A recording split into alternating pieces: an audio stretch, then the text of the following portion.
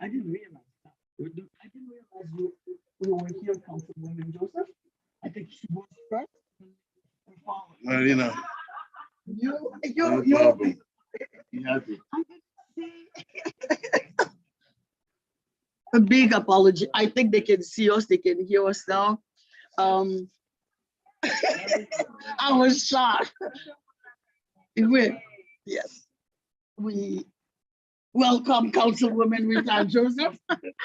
It's okay. So we did pay, we did like I way. Good evening, everyone. My name is Rita Joseph, council member for the 40th Council District.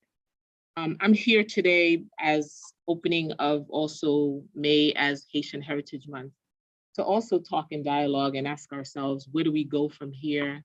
What are we doing as Haitian Americans? What is our role in this? Where do we have our voice? And I've been asking this voice for a long time. And I have my mentor in the room who's I've represented in this. We've always been in the center of a crisis. Ever since I was in college, remember going to lobby day when I was in college on behalf of Haiti. And to me, nothing has changed representing young people on the Haitian level to make sure that our voices were always at the table. So I don't know, I'm here today to listen, to learn, to give my input as a young Haitian American who has watched Haiti when we're hopeful and every time my heart breaks because we're at the center point. I remember in September, I was down by the border in Texas, watching my brothers and sisters under that bridge. And I left Texas again thinking, did I have a part in that? Was I responsible somehow for my people being under the bridge? And I remember always being on the front line fighting and making sure that Haiti was always at the table, but for some reason we're never at the table when it comes to making decisions. So today, it's a time to reflect, a time to see where do we go? What do we do? Is it time for people constantly saying, should we have another revolution? Is another revolution what we need now? Or is it something we need to look inner self? Some of us have to look at our consciousness ourselves and as we make decisions for Haiti. 217 years. So it's been a lot, and I know you're gonna address that. And I'm looking forward to listening and learning how you see us in partnership.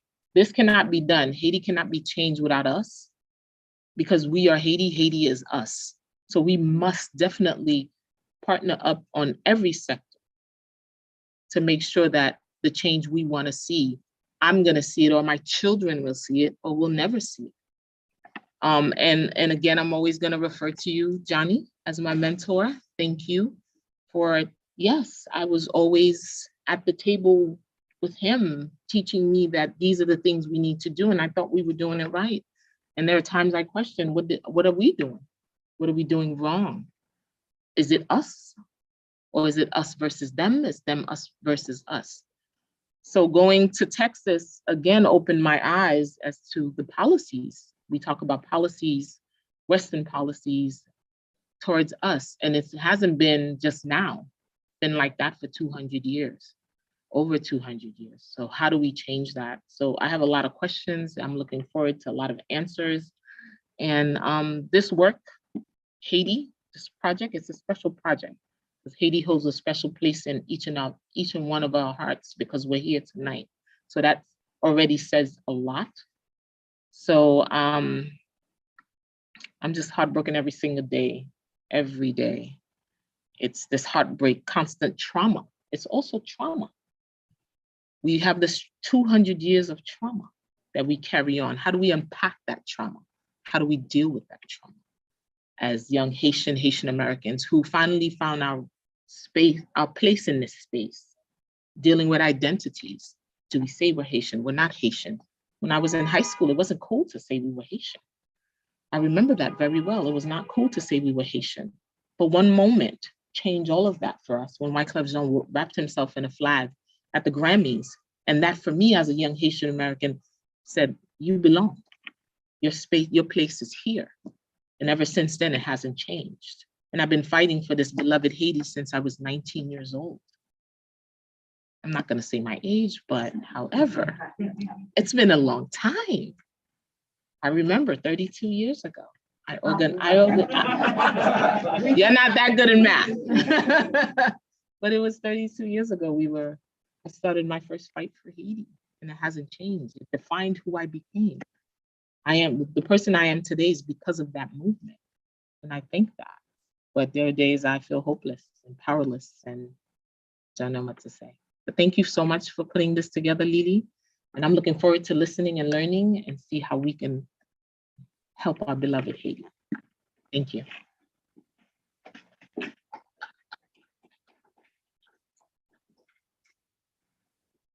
Well, I think someday we have to do a big celebration of Johnny Makala, Jocelyn Makala, because many of us, were mentored, turned by him. I guess this is the first guy I met when I was 18 in college and spent so many years together. So, it's been a long struggle. But first, let me thank you, Dr. Sirat, for putting this together. I know it's not easy in this moment of pandemic to put together, a panel and then bring everybody together in person and also online. So thank you very much. I know you've been busy, and I keep begging you to take a day off because too many events, is not good, especially if you're an academic at Booking College. But and also Councilwoman Gita Joseph, thank you very much for making the difference, right? 6 members in the city council today, right? 4. 4 times, yeah, that's right. Yeah, and 3 women.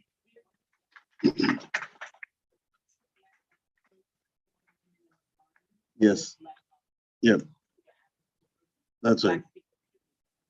And when I was organizing in Flatbush in 1980, right, Johnny? We had to go to Major Owens to beg him, please, do something for the Haitians. We had to go see Woda Jacobs to please do something for the Haitians. So there we have representation. And representation counts.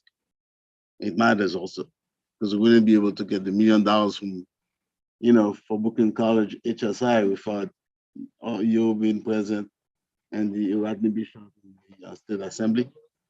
And yes, and all the members. So thank you again. And all we have to do in the Haitian community is keep mobilizing to bring more Haitian Americans to City Council, to Albany, and also to Congress, right? And also I'd like to thank Commissioner Monique Leska.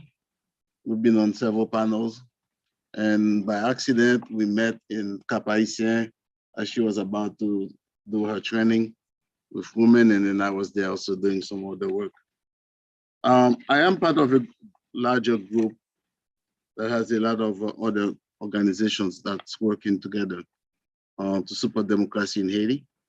The Haitian Response Coalition, the International Justice for Democracy for Haiti, that's also work with BAI, and I'm part of Faith in Action International. And we have an organization in the Office of Haiti that's working on economic development, empowerment, and training of people to develop their own community. So we've started to work many during the pandemic, but got more intensively when the Biden took over, came as president in January 2021. As you all know, Biden went to Little Haiti and he knelt to, as a way to bring his excuse and plead, sorry, to demand pardon to the ills that have caused the Haitian community over centuries, right?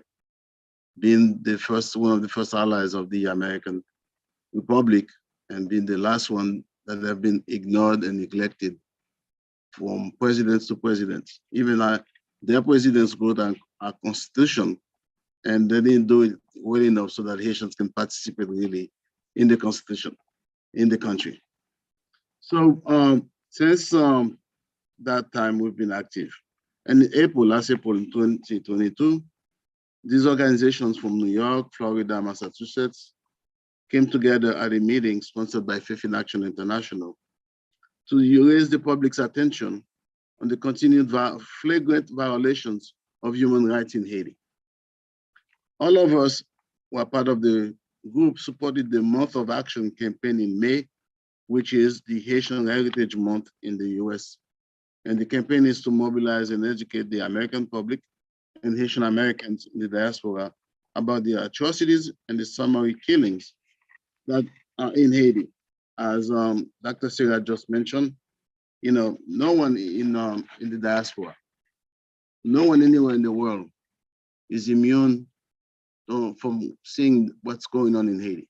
A lot of times I had to delete the, gruesome pictures, the terrible heads that have been cut, and people take a pleasure of sending them on WhatsApp, on social media, as if they're celebrating something.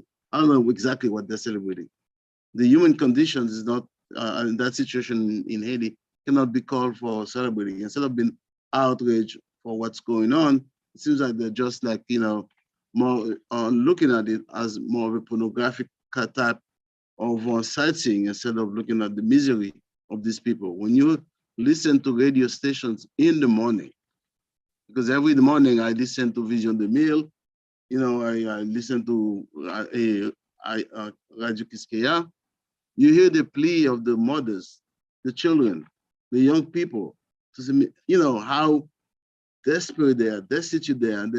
Usually they lost the only person who provided food, the only person who paid on their schools, the only person who really took care of them. So you can imagine how many Haitians are now suffering in Haiti, are confronting this horrible situation. And all, what we can do here in the diaspora, yes, we can protest, which we have been doing. We can call our elected officials.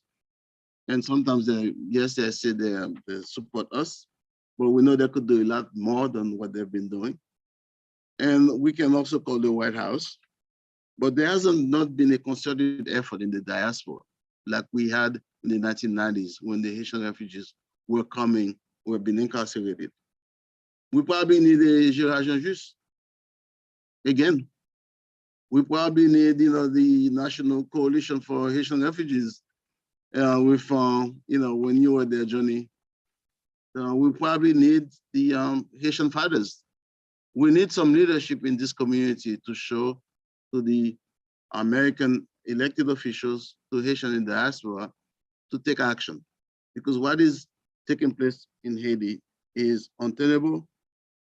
It's inconceivable that the Biden administration continued to support Ariel Henry, to keep giving us that broken tape recorder of elections. We need elections to get out of the situation where they know clearly that we cannot have elections in this situation.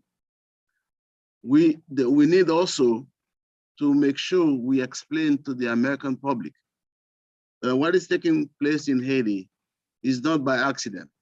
It's a concocted strategy to bring us to a situation of total defeat so that whatever they have in mind to do with Haitians, they can succeed at it. You cannot tell me with the era of drones, with the era of Pegasus that can listen to anyone's phone calls anywhere in the world, you cannot tell me that the US, which has the most sophisticated technological structure, that you cannot stop the bullets, you cannot stop the guns from going to Haiti. You cannot tell me that the private ports that are being handled by the Haiti's elite, you don't have a control over them. I think what is happening is that it's the culture of corruption that is not only in Haiti, but also in the US that is fueling all of this. No one, we all talk about the abuses taking place in Haiti, but no one has raised the issue that it was Bill Clinton, who was in charge of the reconstructing Haiti. It was Bill Clinton who had all that money coming from the earthquake. And there has never been any real accounting of what happened with that money. And to tell you the truth, we need to figure out how many of these Clinton graduates are still in the State Department. How many of these Clinton people are still in the White House, in the National Security Council? Will they ever be open up to us and said, listen, we messed up? No, because we know empires never admit wrong. We know that. But the best thing we have here, as Haitian Americans, we can vote. And our vote can make the difference. Our vote can make a big difference. We've seen it has been done for other communities in the United States. We see that's making a big difference in Florida. We've seen what it has made in New York, in Massachusetts also. So we need to get organized. So what we have done, I'm going to let Monique talk about the Montana and the what she's been doing in Haiti, because I cannot, no way fit her shoes and do the kind of work that she's been doing. But I like to put more emphasis on what we are doing here in the diaspora.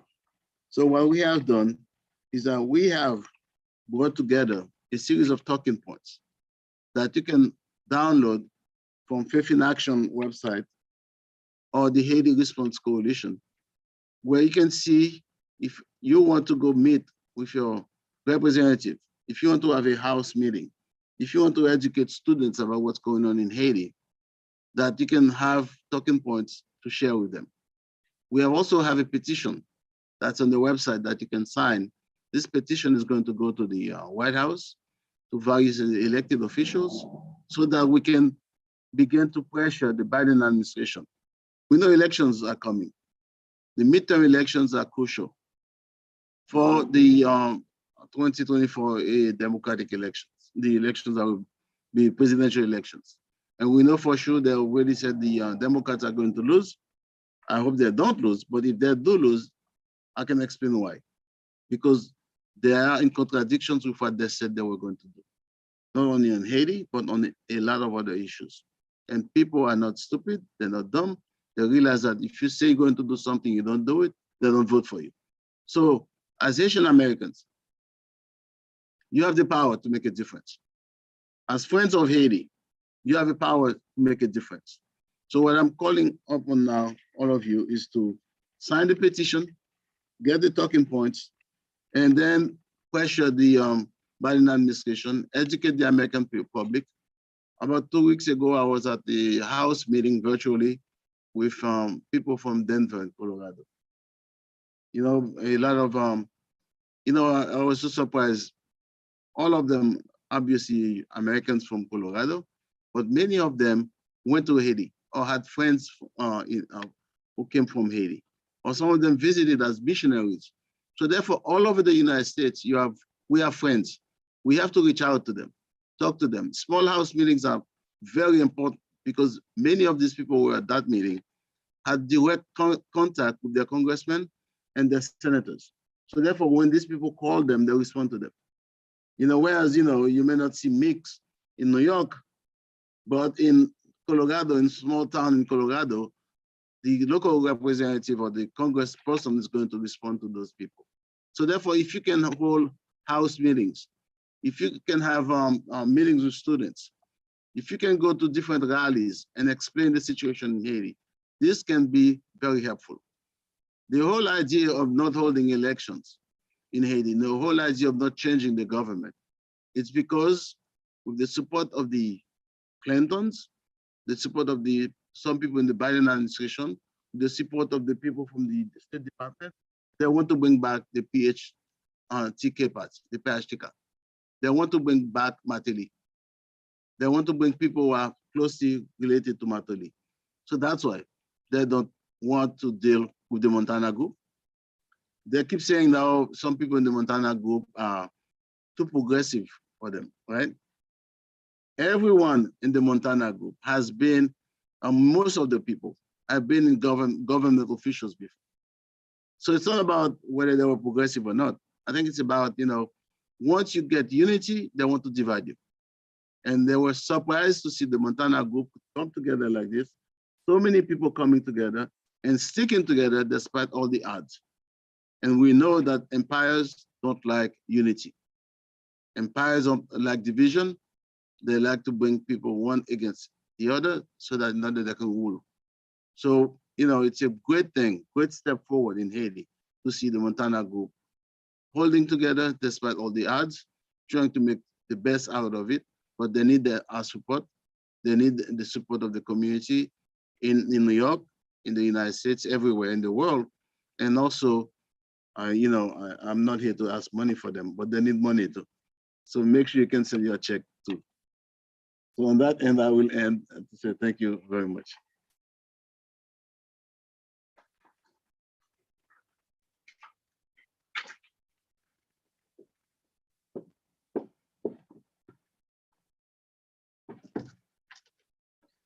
We have an audience here, and we will be engaging in conversation with Professor Dr. François Pierre-Louis and Commissioner Kliska shortly, people in the audience, and also those of you who are watching from home, we ask that you send your question to the chat, and we'll be relaying them to the speakers. I'm going to take a minute to now introduce Commissioner Kliska, who joined us from Haiti. It was, we're very thankful because at the very last minute, she was able to get her ticket and get out of, you know, leave Haiti just before the demonstrations or the, what do you say, grab again? Yes, started, and she's been with us. We're very thankful. We're very thankful that she's here with us. Give me a minute. I'm not going, it's a very long and lengthy bio, deservedly, but I will say, I will introduce her a little bit and she can add more later. Second. Commissioner Monique Kliska is currently an international consultant after a career of more than 25 years, specializing in high-level policy dialogue, human rights, youth and women programming, development, and crisis communication and writing. A feminist, pro-democracy, pro-social justice activist, she's also a member of the Civil Society Commission to find a Haitian solution to the crisis, and of Haiti Think Tank, and which is exactly why we're having her in conversation with us today. Commissioner Kliska was appointed representative of the United Nations Population Fund in Niger in 2012, after serving as its regional advisor for Africa in New York, and in regional advocacy and communication advisor for 22 Southern African countries.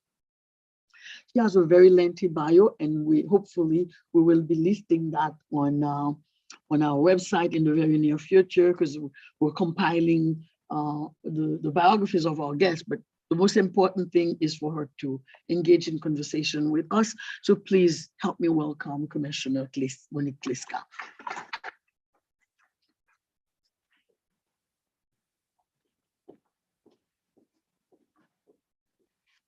Thank you very much. I'm very honored to be here, and I wanted to thank you, in particular, Marie-Lily Serra, and also thank the Councilwoman Rita Joseph, whose office also sent the invitation, as well as François Pierre-Louis, Dr. François Pierre-Louis, who I understand was instrumental in putting my name in there. So thank you very much. I'm very honored to be here.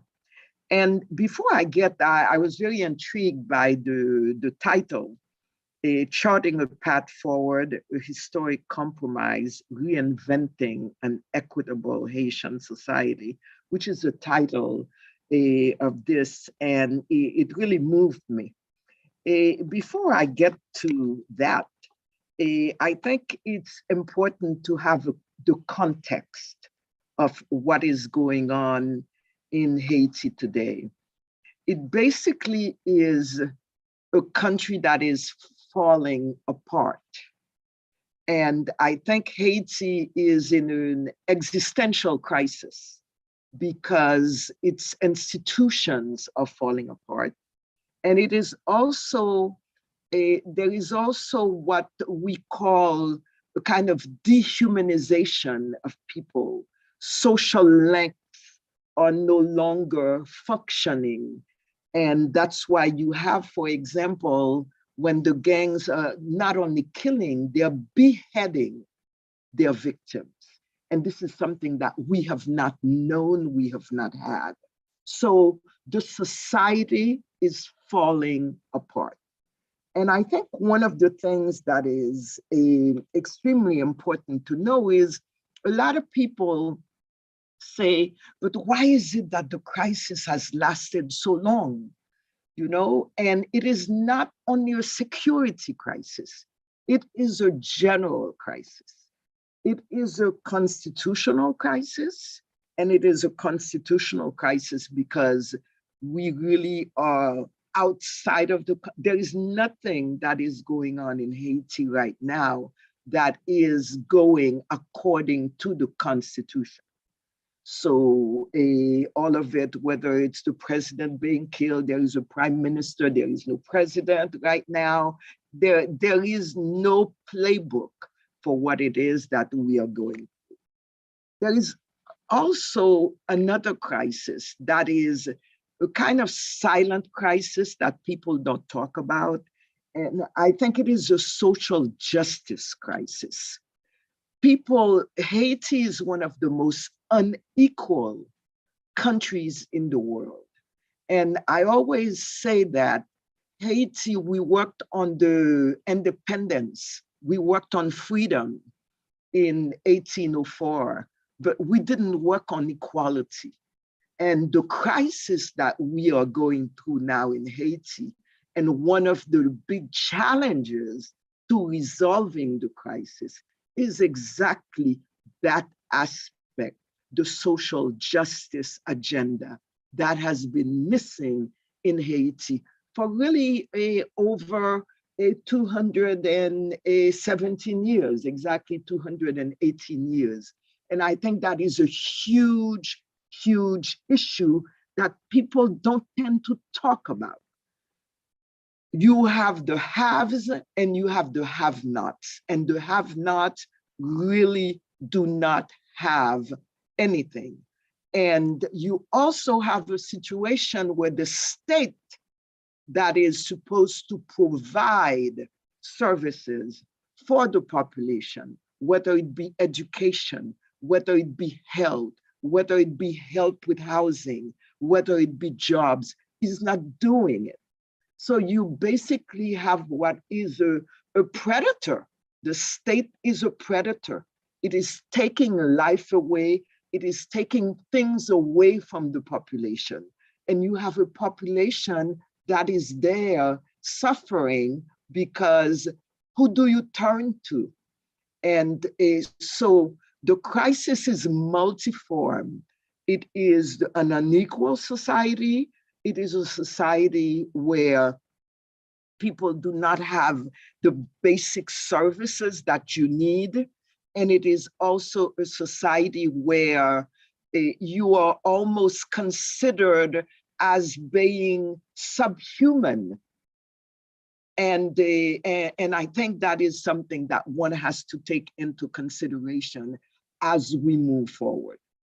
And the constitutional crisis, you have a judiciary crisis. There is no, the Supreme Court, no, it exists, but you have half of the judges that are not there.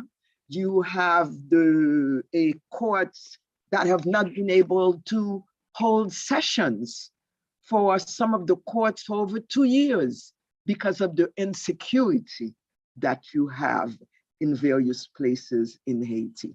So basically you have the country falling apart. Now there is another part of the crisis that I think is extremely important to see. It is that we have, when I talk about the predatory state, you have not only a predatory state, but you basically have what the political scientist Moises Nem calls a mafia state.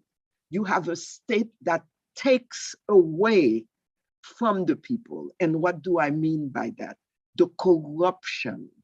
You have perhaps, the economists talk about close to $400 million a year that should come into state coffers, that does not come into state coffers. It goes into people's pockets. So that, I always say that Haiti, it's not that Haiti is poor, it is that the money that it should get, it's not getting. And so that is one aspect that is extremely important, the corruption. And the other aspect that I think is equally important, there are countries, corruption is not new to any state. Every state has corruption. Even the northern states like Denmark and Sweden, etc., they have corruption. But Haiti has what is impunity, meaning that whatever it is that you do, whatever amount of money that you steal, whatever it is, nobody will get arrested. No one will get arrested for it. So that impunity gives a sentiment of, again, the kind of the haves and the have-nots. And the have-nots are not getting everything that they could have, possibly, if you had leaders who had vision, if you had leaders who would say, then, yes, we can spend that money for services and to provide for the population. So you have a combination of crises that are festering, and that is one of the reasons why the crisis that we have been going through has lasted so long. And how long has it lasted? There were riots in July 2018. So this July will make it 4 years that we have been going through this latest crisis. And one of the reasons why I say this is that very often when we met different people or different groups, they said, well, all you have to do is get government together with the politicians, and then, you know, we just sit and talk and then you resolve the problem. But no, it is so deep, it is so entrenched that it is not just politics that you sit together and do this. No, you have to resolve those issues. And I think Francois mentioned the word revolution. Mexico had its revolution. Other countries have dealt with those kind of crises, the inequality kind of crises that Haiti has gone through. But we have never dealt with it, because every time there is a crisis, and I think Rita Joseph, Councilwoman Rita Joseph, talked about that, and I felt her pain in that. In all those years, it's like, it's always continuing. Well, it's continuing because it just never stopped, and it was never dealt with. And that is one of the major issues in charting a path forward.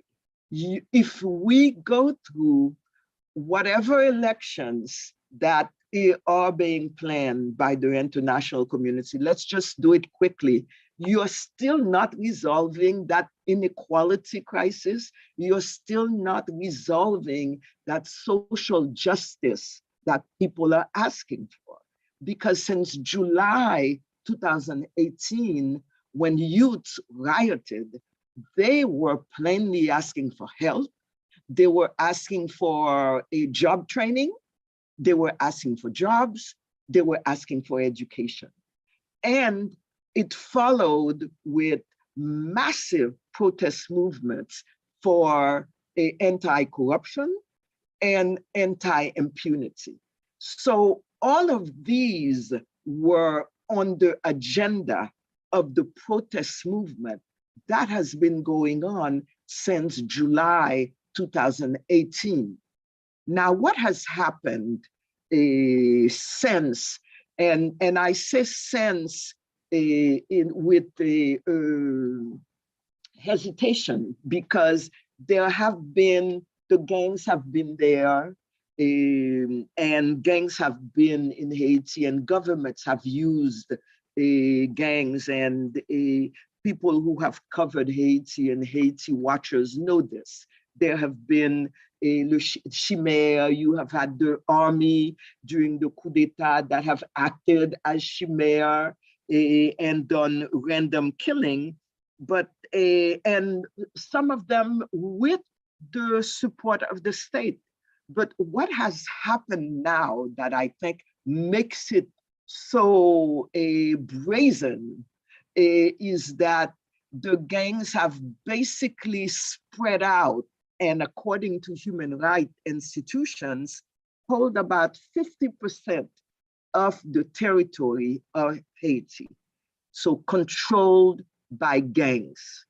Now, since it's been almost a year that there are 4 southern departments that are cut off from the rest of the country because the gangs took over and fighting in terms of Martissa.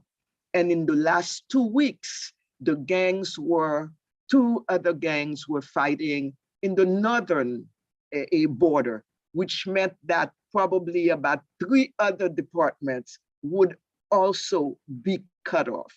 And another thing that is important is that gang members are transported in government cars.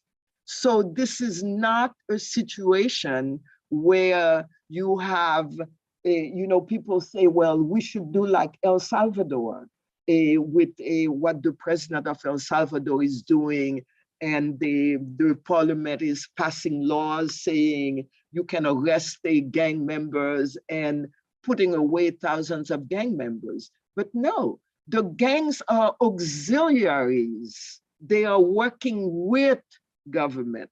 There is a gang union, if I can call it that way. The G9, people have heard of the G7, having meetings in Davos.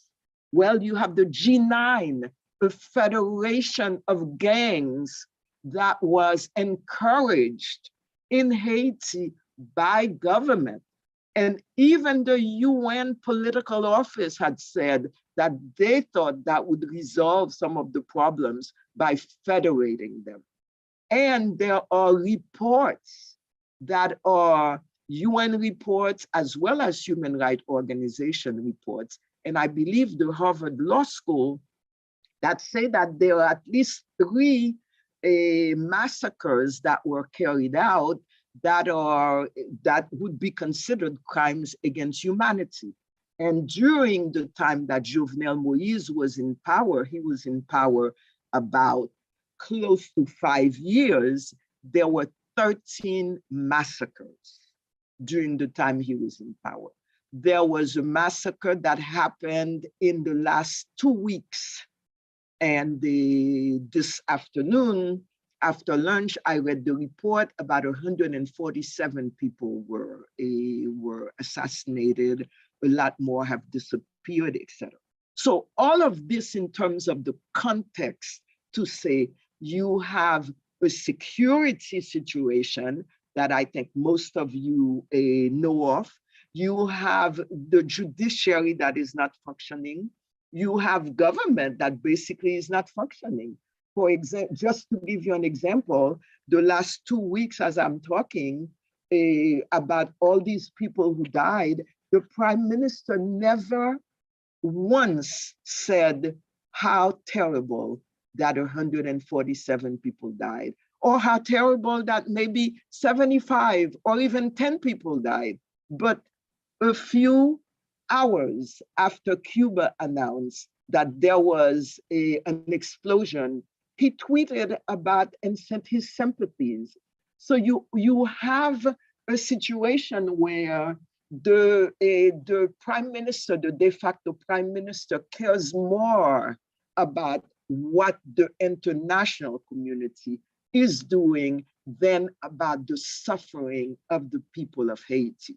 So that means it's been now close to 1 year that Martissa, Ariel Henry has been in power for 10 months. there has not been anything that has been done to make things better, nor anything that has been said to even pretend that the government actually cares. So we are on our own, and I think it is important to note this. Now, in this context, in 2021, in January, 2021, what happened was civil society, after the 3 years of protest, a lot of civil society groups got together and decided that it was time to do something.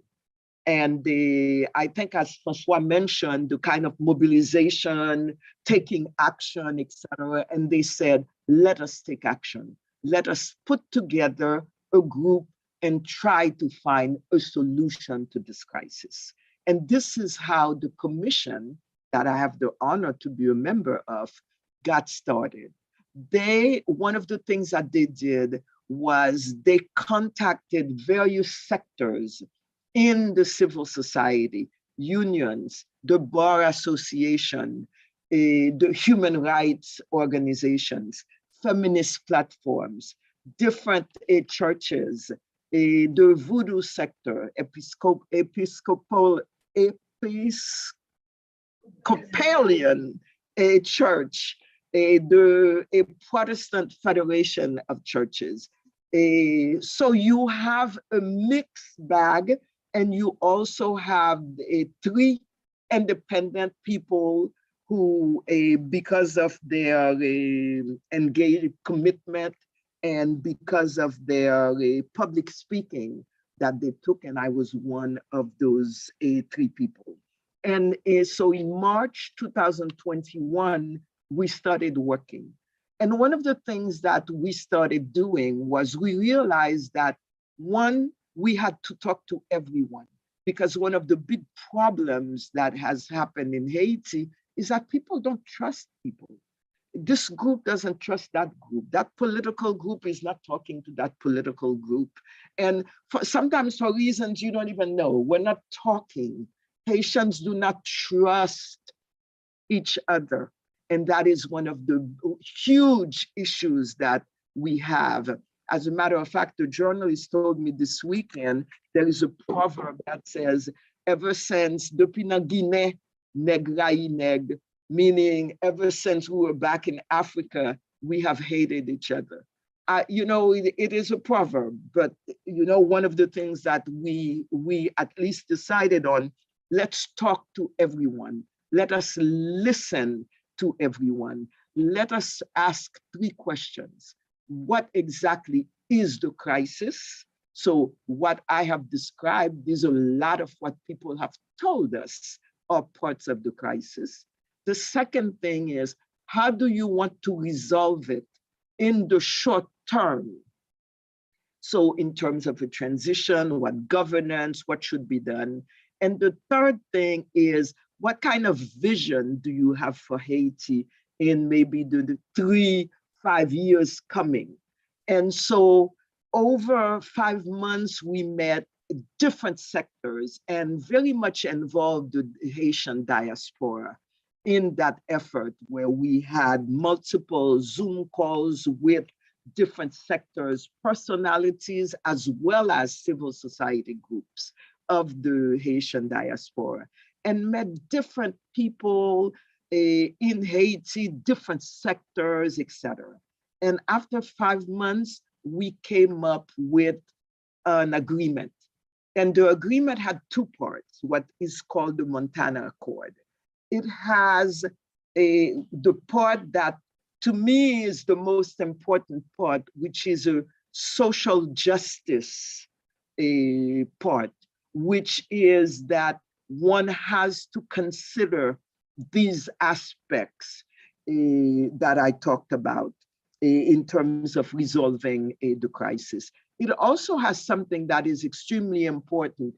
It is what is called a conférence nationale, a national conference, because Haitians, it's how do you sit down together, having a conversation throughout the country department by department, commune by commune, to find out what is the problem and how do we move out of this, as well as the aspect of anti-corruption, a kind of truth commission also, because of all the massacres that have been going on, that's such impunity. We need to find out what has happened and why it has happened.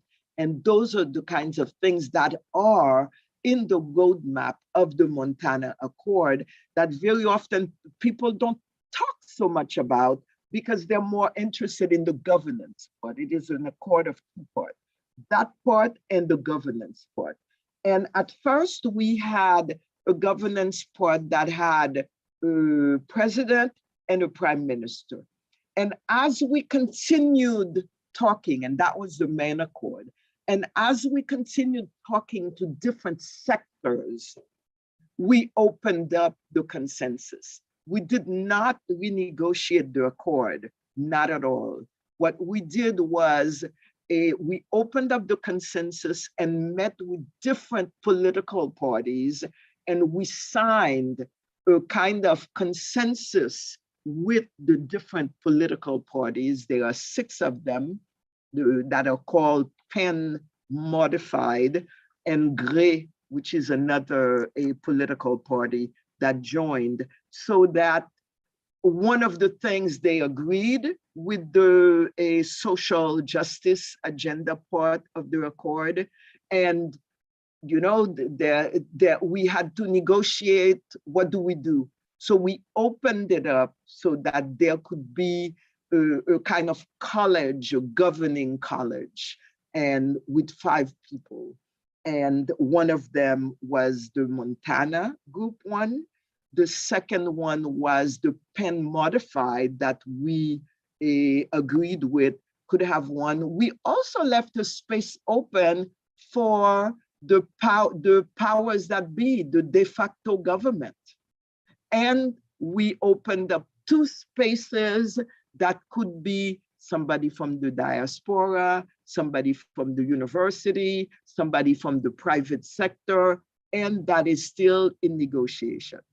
And while we are talking, every week we are having meetings with the different sectors. The Montana Accord Group has never stopped meeting with different sectors. Now, one last point before I conclude, maybe 2 last points. One of them is that we have met with Ariel Henry once. And when we met with Ariel Henry, it was a meeting, Ariel Henry and his allies, because when Ariel Henry arrived in power, he negotiated an accord which was in September. And the meeting lasted about 3.5 hours. At that meeting, Ariel Henry spoke for about 5 minutes. His allies spoke for the rest of the time. And in a way, it was interesting, because at the end of the meeting, they said, yes, we want to negotiate. But to us, it was important that we really kind of gauge the commitment to negotiate. So it was decided to have another meeting. And at that other meeting, what we had planned to decide on was, what are we going to negotiate? Where are we going to negotiate? Because it was not going to be in the Prime Minister's office. Who would be the negotiators? How all of this was going to set up, and what the agenda was to be. And at that meeting, when we went, we were not received, we were not welcomed. We waited, nobody came to greet us, so we left. After 20 minutes of waiting with no one there, we left. And that same day, we sent a letter saying, this is what happened, we want to negotiate. And we also said that he had to stop trying to develop a new constitution. He also had to stop trying to set up an electoral council. So yes, we did have some preconditions that we wanted to bring up. The last thing that I want to say is it is also a battle for Haiti's sovereignty. It is very embarrassing to have to say that you're battling for your sovereignty, particularly when you have been independent for 218 years. It is deeply humiliating to have to do so. But we realize that really Haitians are not in power in Haiti. It is the international community led by the United States that really is in power. So I don't see why we have to hide that. And so the fight is also so that we Haitians who are not corrupt, we Haitians who do not want to steal money from the Haitian population, that you have different value system, that we are in power. And I think that is something that is important, because while Francois mentioned the Clintons, etc., but they didn't do it alone. They did not do it alone. There are accomplices in Haiti, and there are Haitians who are doing this. There are Haitians who are dilapidating the state coffers. So we have to admit that, and we have to move forward from that. So it is a battle so that we can determine our future. What has happened since the commission has been around, now they talk about a Haitian solution. But you know, talking about a Haitian solution, it's a lot of it is lip service. And what we want is not lip service. We want to be able to put pressure on the international community, as Francois has so eloquently talked about, the different ways that that pressure can be put, so that we can determine our future. We have a roadmap, we have a governance, we are willing to talk, we are in dialogue. And so now we have moved forward and said, well, perhaps we do need mediators. But if we need mediators, we need mediators that can really have a neutral stance and can see what is going on.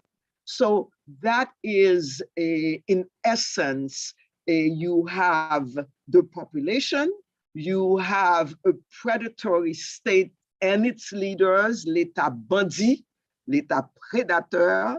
You also have an international community that one of the commissioners takes a lot of pleasure in calling a union, the international union that is controlling Haiti, because with a tweet, they were able to tell Ariel Henry, well, you form your government. So we believe with a tweet also, they can tell Ariel Henry, why don't you go back to your clinic? So these are the kinds of things. So it is not a simple crisis in conclusion. It is a very deep, profound existential crisis, and it cannot be resolved with let's have quick elections, because the people who are with the gangs, the people who control the money, the people who control the states, if you don't hit a pause button and say, let us even the playing field, let us breathe, let us live, let us just settle down so that we can go to elections, it will be the same thing again. Because every time there is a problem, the international community comes and says, okay, good, let's have elections very quickly. So there are elections and then they put somebody in power. But no, if you do the elections now with the gangs, although yes, there are people who are talking about elections, even though that is the situation in terms of gangs controlling, you cannot do this. And if you do it, who will participate? And just one data point before I finish, when I think in 1991, you had about 80% of the people who are eligible to vote who actually voted. And in the last election, you had about 18%. So Haitians no longer trust the electoral system, and with good reason, because whoever they elect, somebody, the Americans or the international community are going to put somebody else. So there is a huge problem with that. So the Montana group is what we believe is a path forward. And we believe, because we are open to dialogue, rebuilding trust, and eventually negotiating, that there can be a historic compromise in Haiti where everybody says, let us put Haiti first, let us move forward with that equality agenda in addition to the political agenda. And that is the idea behind, I believe, what can be done to reinvent an equitable Haitian society, or at least to start the process of reinventing an equitable Haitian society. Thank you.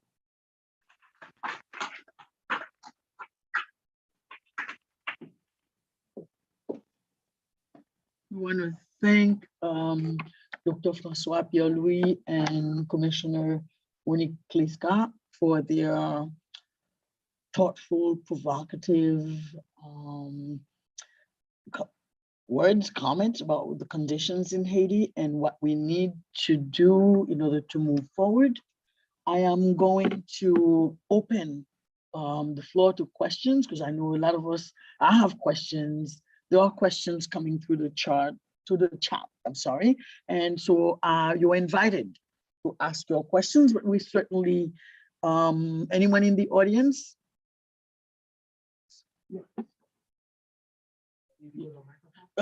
Possibly, or you could. Sure. Or you could. Yes. Keela and I work with Foncoze, which is a development banking. Do you hear much about Foncoze? Is it helping much? That's for the speakers? Okay. Yeah, for whoever is speaking up to take it. Yeah, microcredit. Because to me, that's key, a key to helping Haiti. Yeah, Please. ones are not working because, you know, one thing that I mean, you can just because they cannot afford that in that. But the problem is that the involved the critical mass to make the difference. For example, when you are getting fighting in Matissa, when you are getting fighting in our places, right? Mm-hmm. The poor farmers who raise their crops in the countryside not do that. So they went out and down money from that state to plant seeds, equipment. Now they have the plant and they have no way of distributing it to the market. So you have all these things happen when all over in everywhere in the countryside. You will drive in the countryside, you see mangoes on the floor, apparently all the best food because they cannot get them to the same market. There are no shops coming to pick up. Then I'm not afraid to go to water plant. So therefore, government is not affected because of its law and not from COVID. You have to pay for COVID back. So therefore, there is something for that. And secondly, if they are so hard, you know, we have seen on farming here. We have no net structure, no support on for the peasants, for the farmers. And suddenly they're losing all of that. And years ago, if you want to come here, no, they're going to do. American Republic visa is $400 US. The normal price for American visa is $6. But in Haiti, you gotta get a middleman to get you that visa, and it's between $400 and $500. So now it's like a quadrant.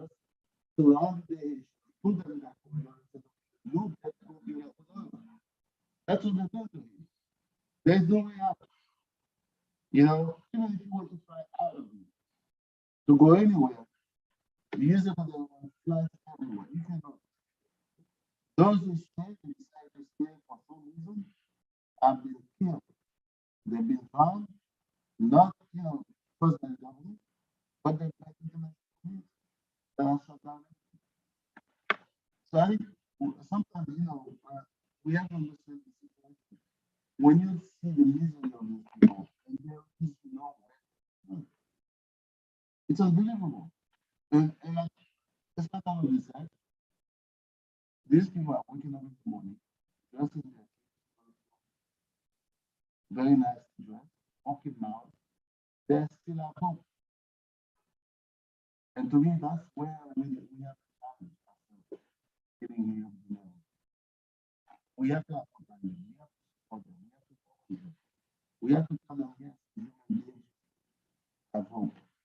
We cannot give up. And you have a country. You have to fight on.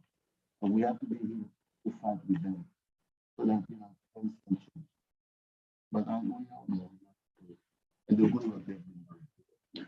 Thank you. And you know what, I'm not quite certain if you're not at the podium, you can be seen. So please, yes, let's share the podium.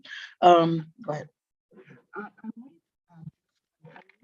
That perhaps I neglected to say that, you know, as this crisis has lasted, the economic situation of Haiti has also taken a hit, if I can say that. And there have been now 3 years of negative growth. So the economy has fallen apart. People have left because a lot of the insecurity, etc. So the economic situation is also very dire. Yes, we have heard of a Foncosé, and it is an important microcredit institution, but people are having extremely difficult times repaying their debt. So that is a huge issue, the economic situation there.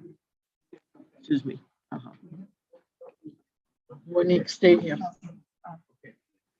Not on Foncosé. Well, I'm just gonna say that is the people then sue each other. Sorry? It's mutual. Ah. So it's not like some bankers coming in from outside. The people owe each other. Yeah. The idea started in Germany many years ago. Yeah. When you have bricklayers and carpenters work together, you lever yourself up. But Can we close the table?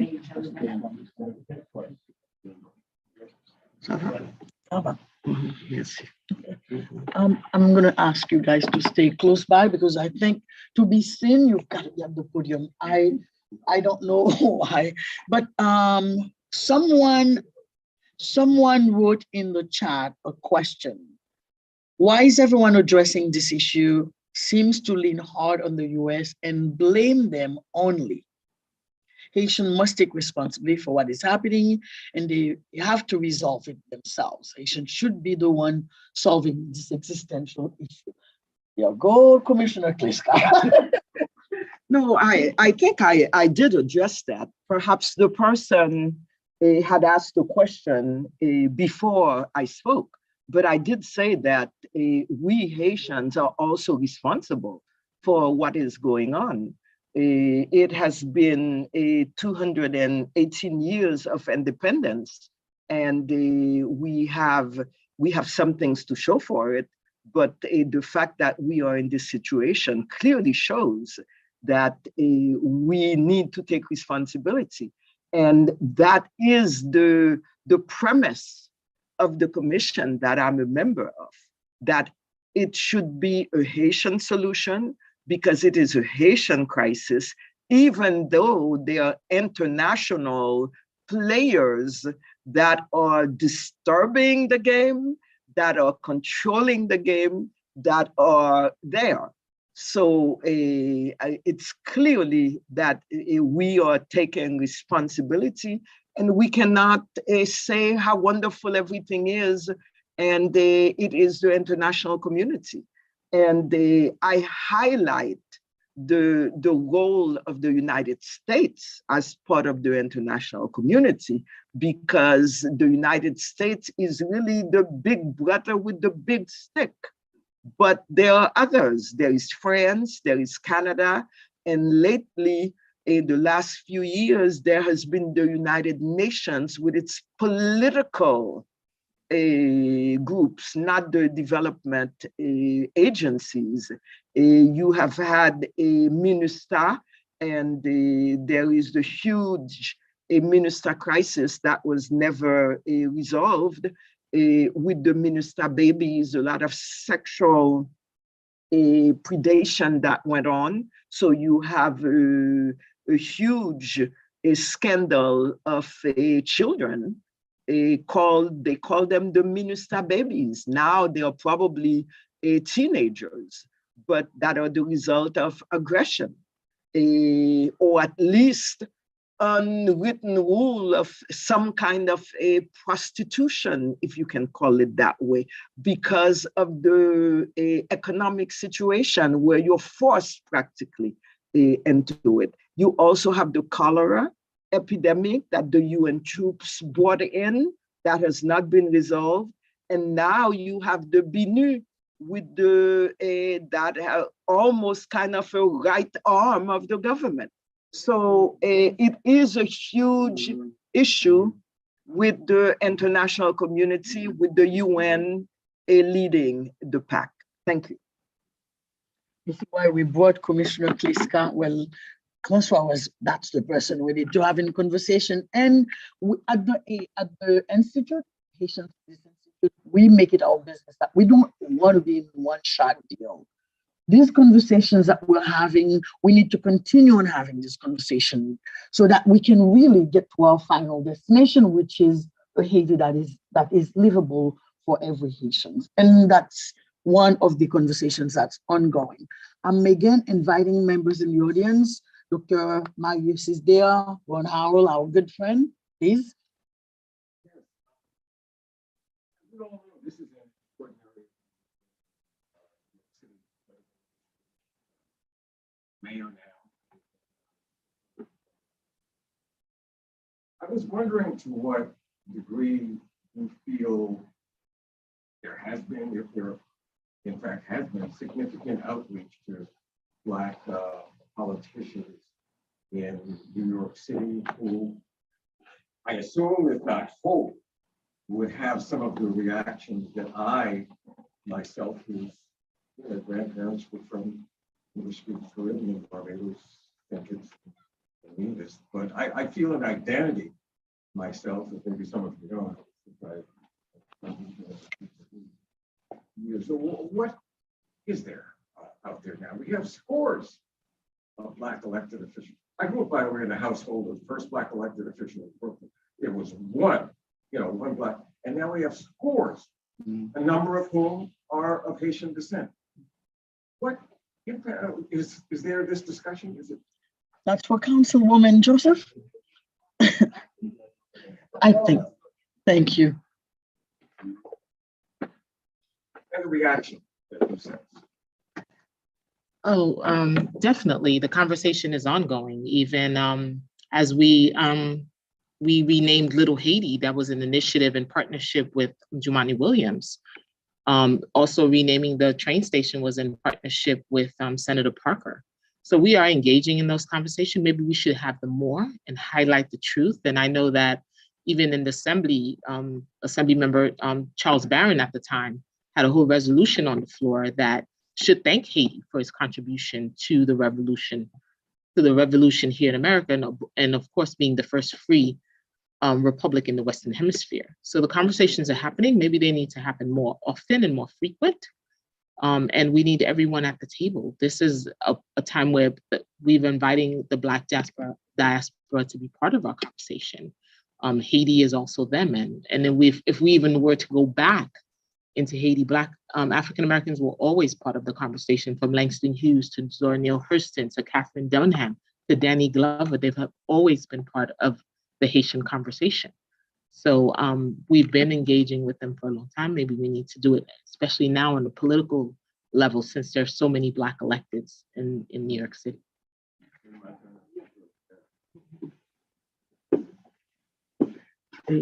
Thank you. I wanted to add that we have started to do some outreach, not necessarily to New York politicians, but at the level of the commission, we have started to do some outreach with for example, with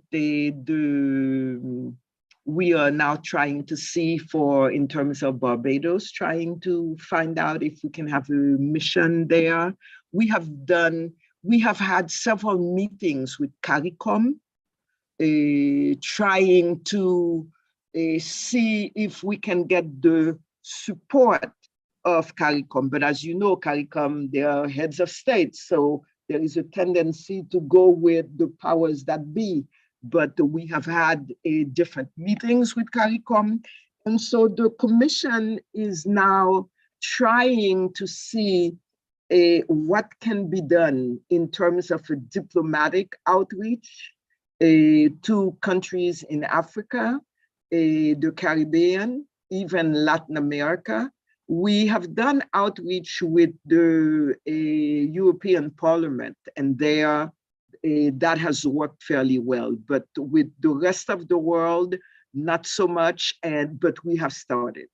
Now, in terms of there is the Haiti caucus that was started, and a lot of the members of the Haiti caucus are members of the Black caucus. And we have met with them.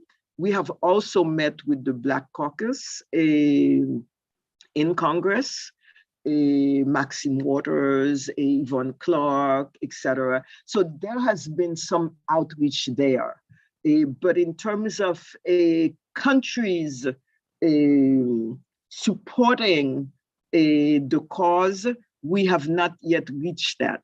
But one of the things that I keep on telling myself is that the commission has worked now for a year and 2 months. And I laugh when I realized that when they set up the commission, they actually thought we would have 8 weeks to find a solution to the crisis.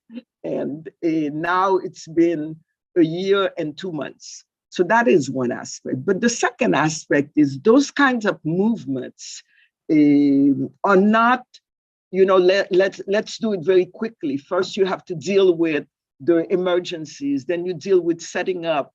Now we're into the advocacy part and trying to widen a kind of diplomatic outreach. So it takes time, but we're conscious of it, and we have started in the last few weeks to do this in a very,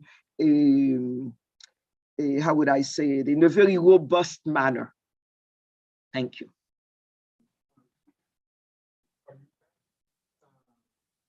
Time or is almost up? Or is it for me?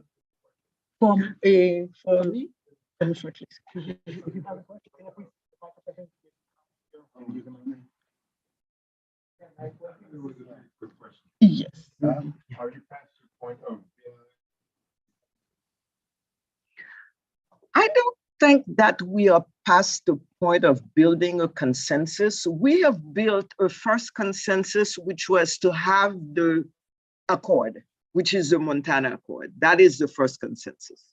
Now, we felt that it was important to keep dialoguing, to keep talking to different political groups. So we reached a second larger consensus. We call it widening the consensus, where the social justice part was not touched.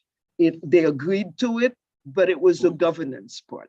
But right now, one of the groups that we're talking to are the dissidents, the ones who have left the Ariel Henry ally. So there are several parties that have practically left the Ariel Henry's coalition, who we have been talking to now for the last 6 weeks or so. And We don't know yet. I can't say that we will have an agreement, but we are talking. And I think that is something that is important. And if we need to widen the consensus more, then we will do this.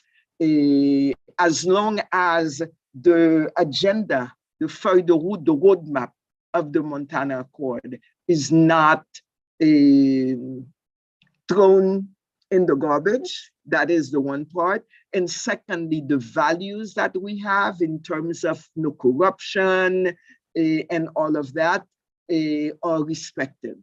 So we are still talking, and we are still dialoguing, and we are still trying to find a solution. I'm so sorry. The building closes at 8 o'clock. They will lock us in. What I'm suggesting is that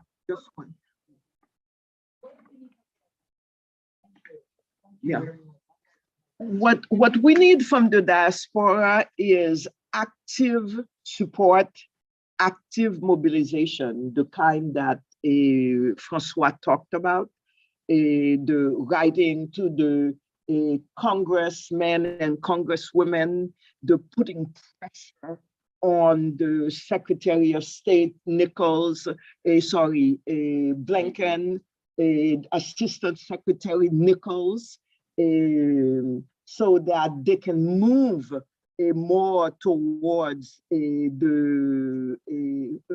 what we call the true Haitian solution, so that they can really stop meddling, stop supporting Ariel Henry, because Ariel Henry is not the choir boy that everyone thinks that needs. So it is active support, it is active mobilization, actions, advocacy on the ground in the United States and certainly Europe, etc., writing op-eds in various newspapers, going in various radio stations, talking. We need all of that. So a really active support and mobilization. That's what we need from the diaspora. Thank you. Great point to wrap up your talk, your speaking. I'm going to invite Councilwoman Joseph and Francois. You each have 1 minute for your last words. And Commissioner Kliska, I would love for the four of us to contribute in an op-ed that we can send out to local papers, including the New York Times, to kind of voice the kind of things that you've raised. So 1 minute, and we will say goodbye, but I invite you to join me at the HSI office. We're closing here, but I can stay over there until midnight. So you're welcome to continue the conversation if you'd like at the HSI office next door, okay? 1 minute and less than a minute. Yeah. Thank you very much for inviting me, and the good work that HSI is doing. Thanks to your leadership. This is just the beginning of the activities. And again, please go on our website, faithinactioninternational.org, to look at the petition. The Haiti Response Coalition, they also have the petition. Get the talking points. As Commissioner Kleska mentioned, we need to be more proactive. There's a National Association of Elected Haitian Americans, NEON, right, Johnny? NEON? That, I think you are part of that also. And we have clouds. The problem, we have clouds. We haven't used them. We haven't put a strategy yet to use it. And I do hope eventually that, people will come together, because the same challenges we have in Haiti, we have in the diaspora. And we really need to bring the diaspora together on a single issue, democracy in Haiti. That's the only thing. If we can do that and we can have free and fair elections, Haiti will change within a decade. Thank you. So this is what, 30 seconds. Just wanted to say thank you to you, Lili Serra, for opening this door, this dialogue. It's just the beginning, as you mentioned before. So much more work to do in order to uplift and make sure that the people of Haiti know that they are supported, that you're not alone. This is not your fight just alone, so that we here in the diaspora has your back as well. So thank you again for having me. My name is Rita Joseph, Council Member Rita Joseph. Thank you.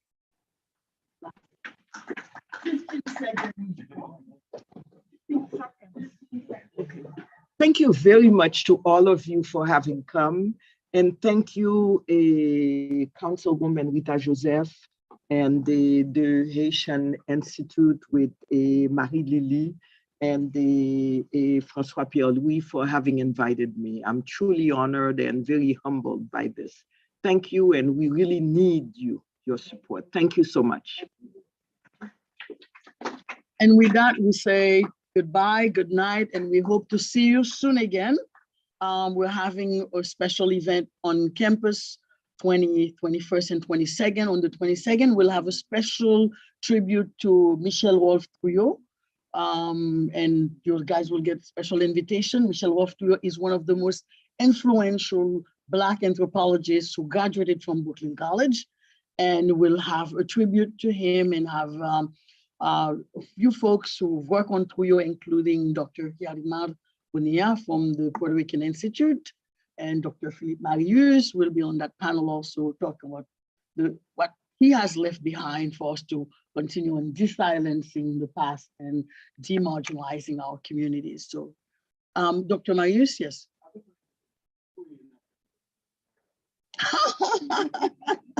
Well, you're welcome to go to my office now and we can continue the dialogue. And I know Dr. Marius, whose book just came out, has a couple of copies to share with Monique and others. Good night and see you soon at the next event. Thank you.